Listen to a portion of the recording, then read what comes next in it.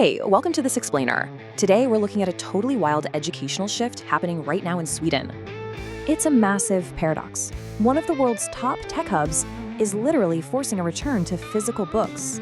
Kids are actually unpacking heavy backpacks again. Tablets are out, and old-school, textbook-only instruction is officially back in. Why?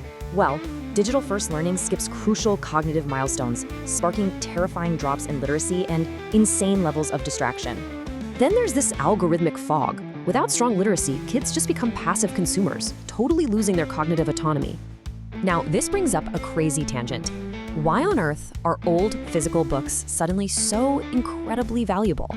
AI labs are literally shredding pre-2022 books. They desperately need that pure, uncontaminated human rating for training data. This insane demand for clean paper data proves we urgently need to protect authentic human literacy, right? Enter Sweden's new fix, functional education.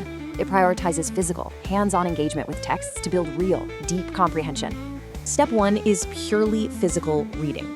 Think of it as a mandatory brain workout for developing young minds. It's not just swapping locations. This is flipped education, a complete paradigm shift meant to develop the whole person. Look at these risks. Digital distraction is devastating when weighed against the rewards of true, deep cognitive resilience. They aren't ditching tech, they're just re-sequencing learning. Analog builds the rock-solid foundation, and digital tools come later.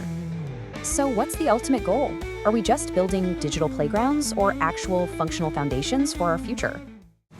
Body, mind, and heart, together we create the arts. From the classroom to the field, every moment dreams reveal. In every challenge we unite. By experience we shine so bright.